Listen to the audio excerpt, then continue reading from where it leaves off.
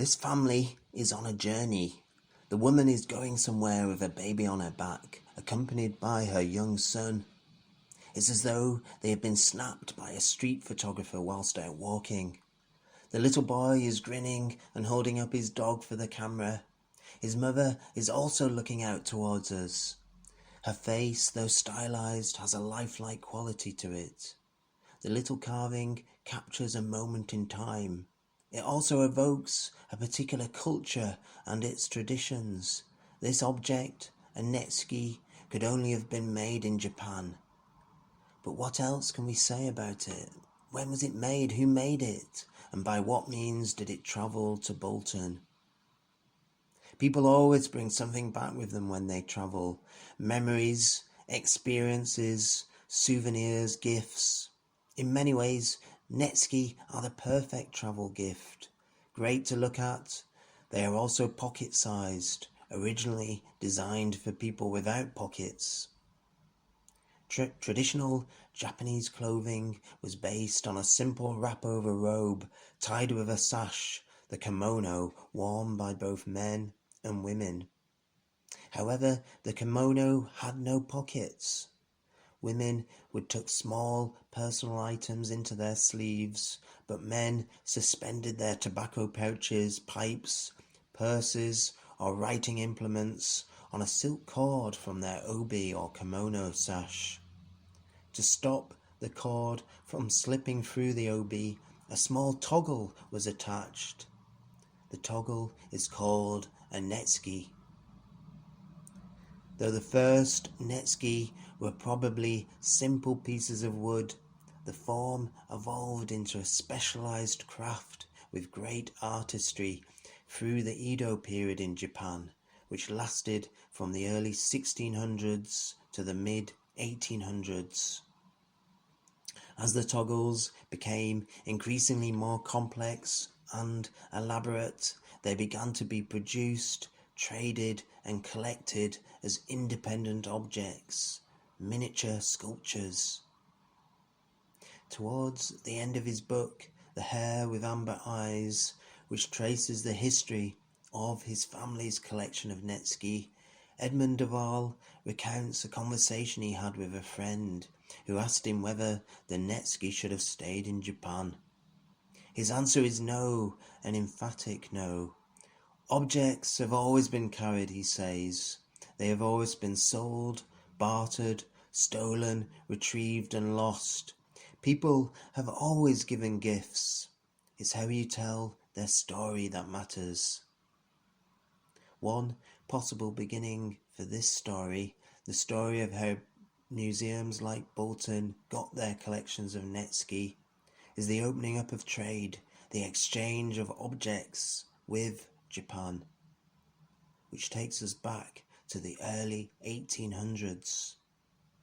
In those days, Japan was effectively an island on the other side of the world. It was an island made up of islands, and for 200 years it had lived entirely cut off from the rest of humanity, denying access to all foreigners. Chinese and Dutch merchants had formed a few fragile links with this closed country, but their trading was strictly controlled. The Dutch were confined to a small man-made island called Dejima, shaped like a fan and connected to the Nagasaki mainland by a single guarded bridge. Once a year, they were allowed to leave the island and travel to the administrative capital of Edo to pay respects to the country's rulers. The people of Edo seem to have found the Dutch traders, with their fair hair, clogs and curious mannerisms, hilarious. They certainly seem to have caught the attention of the Netsky carvers, as this ivory Netsky of a Dutchman holding a cockerel demonstrates. Carved sometime in the 1700s, it shows how the Japanese viewed the Dutch with their strange clothes and long noses. This period of self-imposed national isolation came to a dramatic end in 1853, when 4 American battleships arrived in Edo Bay. The US demanded that it be allowed to trade with Japan, with the results that ports were slowly reopened to foreigners, including the British and the French. The invention that brought the American Navy to Japan, steam-powered ships, also brought the first European visitors to the country. The first British travellers arrived in 1859 on the ships of the recently founded Peninsular and Oriental Steamship Company, otherwise known as P&O. Among these early visitors was Sir Rutherford Alcock, the first British minister to Japan. He returned to England in time to organise the Japanese stand at the International Exhibition of 1862, which contained many artefacts that he had collected in Japan. The display was an immense success with visitors.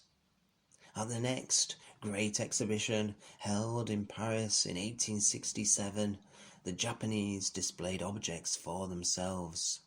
They had recognised the huge potential of Europe as a market for their goods. The international exhibitions were the first time that Japanese objects were seen in any large number by a wide audience, and it was because of these that Japanese ceramics, fans, parasols, kimonos, and other items took Britain and Europe by storm. They were imported in great quantities and sold through specialist dealers and shops such as Liberty's store in London, which opened in 1875. But, as Edmond De Gallo writes in his memoir, to buy a little of Japan, the best thing to do was to visit the place. By the end of the 1800s, the P&O service was ferrying an ever larger number of travellers from Europe to Japan. Missionaries, government officials, manufacturers, dealers, collectors, artists, photographers, writers, and later on, tourists. Some of the Japanese objects in the museum's collection were donated by the families of Bolton engineers who had gone to Japan to oversee the installation of textile machinery in the factories and mills that were springing up in the country's rapidly industrializing cities. Travellers arriving just after the opening of the country in the mid to late 1800s found they could pick up a dazzling profusion of objects. Edmond De Gallo quotes from the Parisian art dealer Philippe Sichel, who went to Japan in 1874. Sichel writes, "In those days, Japan was a treasure trove of art objects to be had at bargain prices. The streets of its cities were lined with shops of curios and textiles. There were even passers-by who would quite willingly sell the Netsky from their kimono sashes."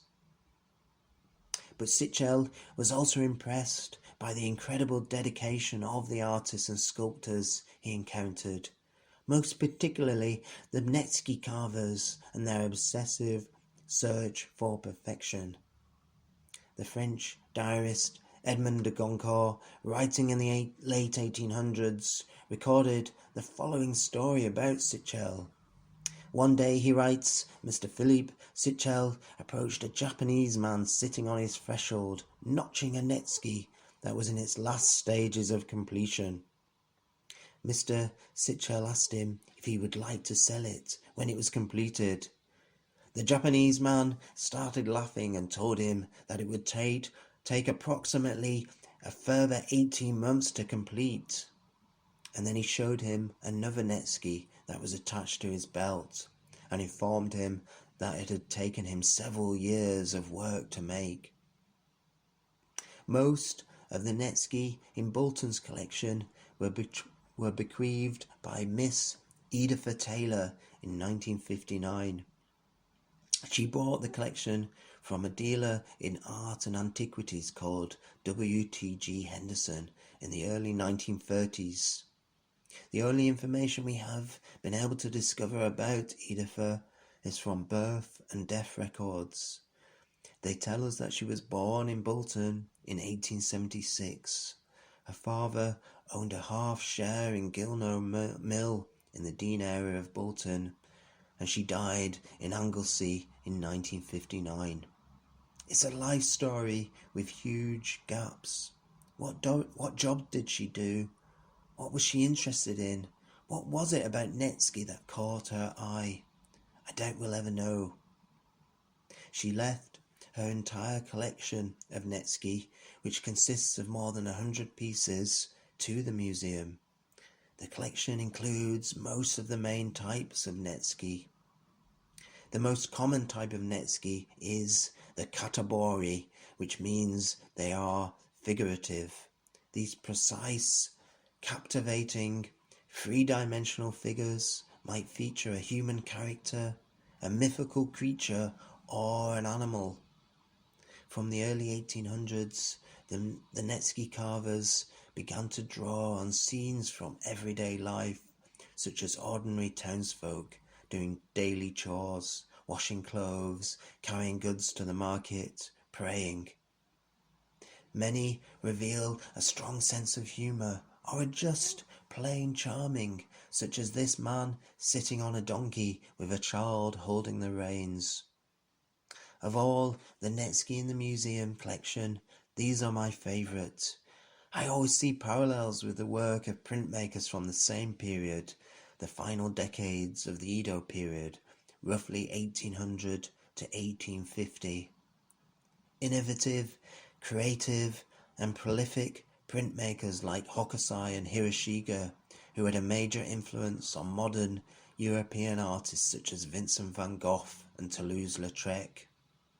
Like the woodblock prints of Hokusai and Hiroshige, katabori Netsky are all about the art of observation, capturing people, scenes and situations that contemporary viewers would have recognized from their own lives. Merchants, actors, street sellers, and other people living in the fast-growing cities of Edo, Kyoto, and Osaka. Look at the amazing detail on this Netsky. The group seem to be standing on the bank of a river. One of the women is pounding linen, while a child standing nearby is holding his or her nose, perhaps because of the smell of the dirty washing. I never fail to be impressed by the way the artist has depicted the cascading folds of their kimonos. The group is so lively, animated. They may be doing something fairly mundane, tiresome, the weekly wash, but they look as if they are having fun. I also love this Netsky, depicting a man carrying a pole over his shoulders, with a sack tied to one end, and a small child standing on a rope at the other end. Again, it's full of lovely details. The patterns on his kimono, the way the child has his or her legs bent and is gripping on to the rope hanging down from the pole. The printmakers and Netsky carvers also focused their attention on the pleasure quarters and entertainment districts in the newly emerging cities. Their prints and carvings provide a vivid picture of this world of actors, courtesans, geisha, and musicians. As we have seen, the Netsky carvers could depict things very realistically if they wanted to, but they also frequently adopted a more fantastical approach, deliberately distorting a figure or taking great liberties with the relative sizes of two objects represented in one Netsky to get a message across, especially if they were dealing with a traditional folk tale or myth. This figure with an oversized toad on his shoulders is the Gamma Sennin. Sennin is the name for the Chinese holy men of the mountains. Gamma Sennin is said to have taken care of a sick toad and cured it. The toad turns out to be a very wise demon and shows Gamma Sennin his appreciation by giving him the knowledge of many secrets. This ivory Netsky portrays Shoki, the demon queller, with a large sword and a demon peering over the top of his hat. Shoki is a common Netsky subject. He is normally shown with the demons he pursues. This Netsky depicts 4 demons carrying a man on a litter. His travelling companion is a bird. A dog and a monkey are standing either side of the litter. They are 2 signs of the zodiac. Shape-shifting foxes were another popular subject for Netsky carvers. In Japanese folklore, the fox is one of a group of animals that are able to transform themselves into human form. The fox, disguised as a priest or an elderly woman, can play tricks on people or influence them for good or evil purposes. The second largest type of Netsky, the Manju Neski, is named after the small, rounded bean curd sweet cakes eaten daily with tea, or given as omayaji, the small gifts you bring back if you have been on a journey somewhere. The top side of Manju Neski are generally highly decorated. When you pick them up, they feel dense and surprisingly heavy. As you can see, this ivory Manju depicts a woman playing a flute. It is packed with details such as the coloured decoration on the flute. In 1888, when he was living in Arles, Vincent van Gogh wrote to a friend saying that, "I no longer need to have Japanese prints, for I constantly tell myself that I am in Japan here." In other words, his intense scrutiny of Japanese prints had transformed the south of France into Japan in the era of Hokusai and Hiroshige. His words are a reminder that Japanese art can inspire in us a desire to travel to a place, but that they can also be a substitute for travel.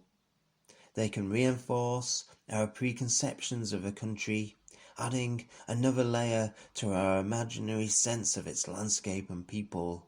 Or, just occasionally, they can change our view, enabling us to see the country and our ideas of it in a fresh light. So, in these difficult times, when we are unable to travel long distances, we can at least imagine we are in Japan by looking at the marvelously intricate and playful inventions of the Netsky carvers or the woodblock prints of Hokusai and Hiroshige.